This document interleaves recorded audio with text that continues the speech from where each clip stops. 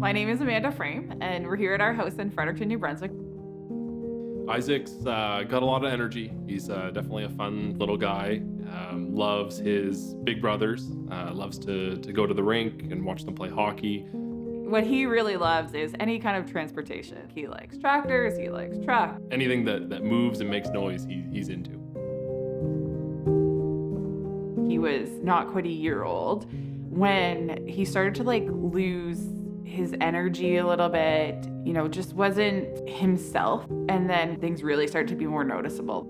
Things became really serious. When we found out that we were going to the IWK, I think there was almost a sense of relief in that you knew he was going to the right place.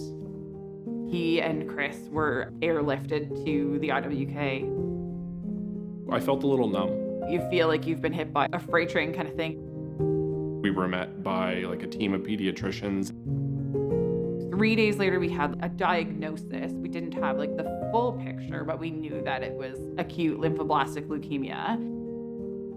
We were admitted on April 29th, and we had been told that the goal was to have us out of the hospital by Christmas. After the diagnosis, there was news that had to be shared with our whole family, something that no one ever wants to have to share with their family, but we felt it really important to tell them what was going on, and that also made it really real to us. The oncologists at the IWK, they're very good at communicating, what they're doing, why they're doing it, and what's going on. Initially, we met with Dr. Stephanie Villeneuve, and she was the one who kind of sat down with us and gave us the initial diagnosis.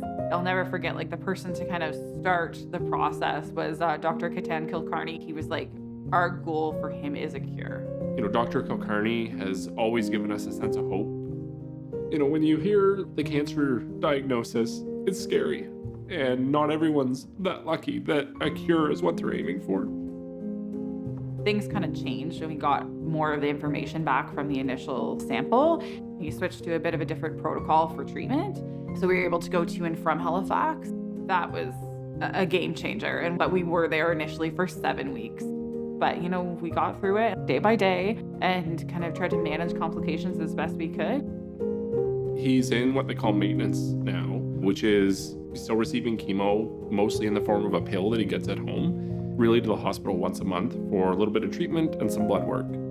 The goal of the maintenance phase is to keep him in remission. Just before he starts kindergarten, he'll be done. His energy is back, his hair is growing back. At this point, you would never know what that little boy went through. When you walk the halls of the IWK, you can just see that there's thought. Recognize that, hey, they're still kids. They still want to play. They still want to have fun. There's fish in the atrium. There's scavenger hunts in the hallways for the kids.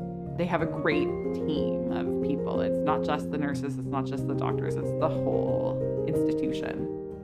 Child life are incredible. They would take him for an hour every day. That was really important for Chris and I. It was springtime, so we would usually go for a really nice walk down in Halifax. It's been a challenging year for sure. Luckily, it seemed like neither one of us were down at the same time, so it was nice to have that person to be able to kind of lean on and to have the support of our family and really our whole community meant that we could focus on Isaac. Being able to stay in Atlantic Canada was everything for us. We were able to still see our other boys via a quick day trip. So having that access here on this coast is required for all the kids in the Maritimes. It's so important. The money that's given to the IWK, it brings normalcy and it brings joy to the families that are in the hospital.